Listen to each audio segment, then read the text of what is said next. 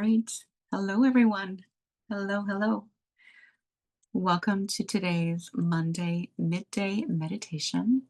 And as always, I am so glad that you are here. So glad that you are here and that you have chosen to break the momentum of your day to come to this place of um, quiet.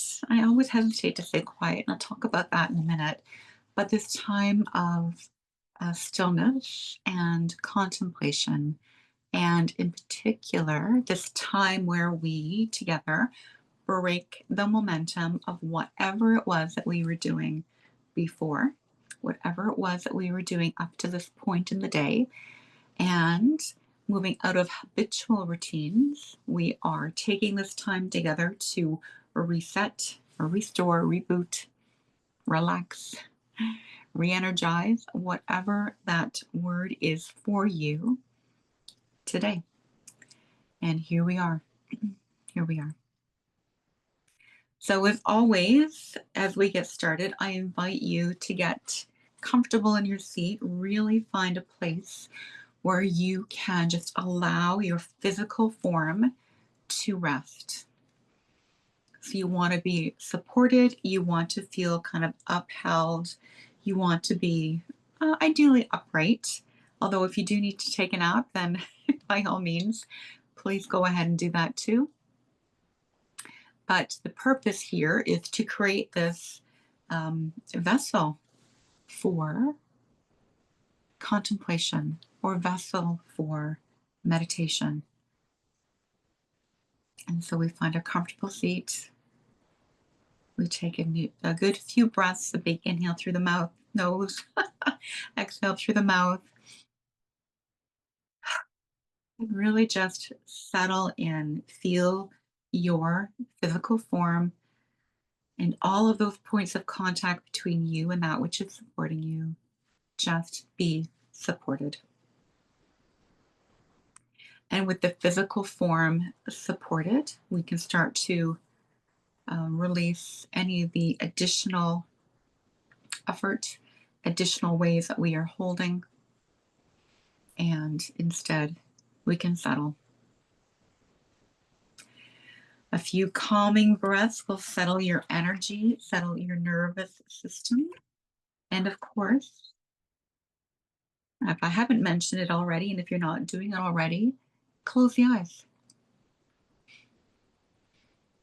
And we are breaking the cycle of continual stream of intake through the senses, in particular through the eyes, so that we can come into this place of stillness together.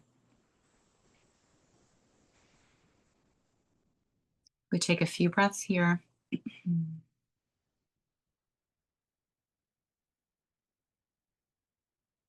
As I share a contemplation with you. And as always, this contemplation is not one that is intended for you to hold on to tightly, for you to try to wrap your head around and make meaning of.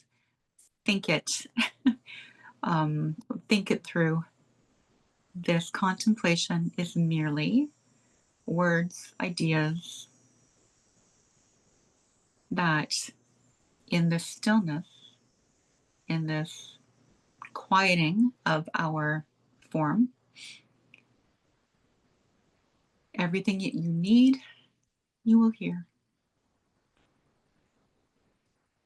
And if you need to come back to it, or one of those ideas kind of struck you and is sticking in your mind and you want to come back to this video, you're welcome to time and time again. But for right now, there's nothing more to do. And the contemplation I'm going to share today is arising in me, coming from the work of Michael Singer, and in particular, this book, Living Untethered. Living beyond the human predicament, as he would say. And if you're not familiar with Michael Singer, He is a brilliant spiritualist, a brilliant uh, thinker on the topic of the soul and um, living to our greatest potential. And he has a wonderful way of really breaking down these deep spiritual concepts into practical, simple terms. And I remember the first time I read this chapter on meditation. I had been actually meditating for um, over a decade and using the forms that my teachers had taught me. And it had been passed down through the lineage and history of yoga and the history of the transcendental meditation lineage. And I had invested a lot of time and effort to meditation. And to say effort doesn't mean that it was hard. That is not the point. It is the practice, right? The regular practice. And so I have been a regular meditator for a number of years, like I said, over a decade. But when I read this chapter by Michael Singer, it, to me, distilled meditation down to very practical, sensible terms. And I think takes some of the, and in doing so, takes away some of the ways or common objective people have to the idea of meditation or the idea of the practice of meditation. And it made me think of a very common question that I hear and a very common sentiment that I hear. And the question is, or the question that people ask is, yoga or meditation? What do you prefer? It's like one of those rapid fire questions, yoga or meditation? And when that question is asked, what I hear mostly back in response to that, and it's not me asking the question, just to set that straight, I often hear it on panels or interviews or those types of things. And the response that I hear is also responses that I get back from people that I work with or people in my circle. The response that I hear is, I can't meditate. I can't quiet my mind. I have to be doing something. I can't sit still. And so the answer or the response to that question that's posed is so often, well, yoga. I need to move. And so I thought in particular, this chapter on meditation very clearly talked about meditation in a way that would dispel some of that common popular belief about what meditation is and whether you can or cannot do it. So in the contemplation for today's Monday midday meditation, I thought I'd do a little bit of reading from that chapter for you. And this is an excerpt. I'm not going to read the entire chapter. There are many meditation techniques. If you don't have a technique, you can try this simple practice. Commit to sitting down for a short period twice a day, preferably at the same times each day. This requires discipline to give the inner work priority over everything else. Most people manage to eat and sleep at certain times each day. They also manage to find time for their jobs and their relationships. This inner work on yourself is more important than anything else you do. In the end, it will affect the quality of your life more than all other things you do each day. Many of today's teachers say that to sit in meditation for a good 15 minutes in the morning and 15 minutes in the evening is a good starting point. That alone will create great benefits. Just put aside the time to sit down in a quiet place. What do you do during that time? Well, what you don't do is expect to have a spiritual experience. If you expect that, you're going to get disappointed and you will stop meditating. You are sitting down for the same reason you sit down to play your scales on piano, to learn. If you sit down to practice the piano and expect to be playing Beethoven when you get up, you're going to quit piano. The same is true of meditation. The reason you sit down to meditate is to learn how to remain conscious inside while your mind creates thoughts and your heart creates emotions. Whatever is going on in there is fine as long as you can objectively observe it. This is what is called mindful meditation. Suppose someone says, I can't meditate. I sit down and my mind doesn't shut up. It just keeps talking and talking. That's actually a pretty good state. You know you're not your mind. You actually watched your mind talk for 15 minutes and noticed that it didn't shut up. You don't normally notice that. You normally get all involved in the thoughts the mind is creating. This time you notice them, and you noticed that they did not stop. That, in and of itself, is a form of witness consciousness. You were witnessing the thoughts instead of getting lost in them. Don't call that a bad meditation. If you practice the piano and make mistakes, that's not a bad practice session. Every practice session is about learning. Likewise, there is no such thing as a bad meditation. There is just practicing and being aware of what is going on in there.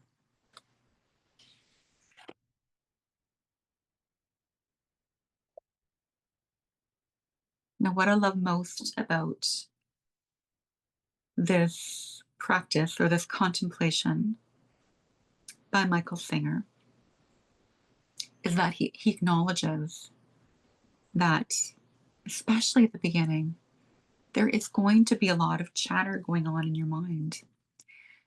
Meditation is not a matter of quieting your mind. That's not the goal.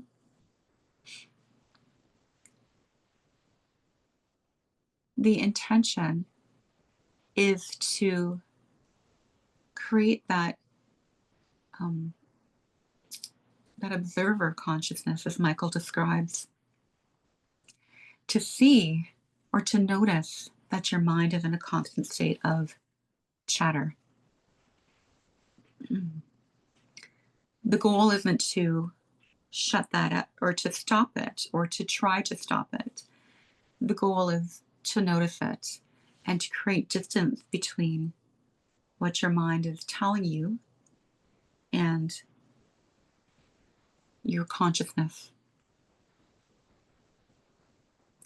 Now, I don't know if that comes to you as relief or if that comes to you as validation. And like I said, I do not want you to grasp too firmly onto this concept or idea right now. Whatever that has been said that resonates, whatever that has been said that creates a shift, whatever that has been said that kind of sticks, it will come back to you. And you can come back to this. I will leave the conversation around it with the statement that it is not a matter of choosing yoga or choosing meditation. Yoga, in particular, the yoga practices, which are often what our people are referring to when they make the statement or use the term yoga, is the use of physical postures to unblock the energy and the body. Meditation, in particular, the way that Michael Singer has described it, is intended, like the yoga asana, to help remove the blockages and improve flow of energy in the mind and emotions. So it is not one or the other.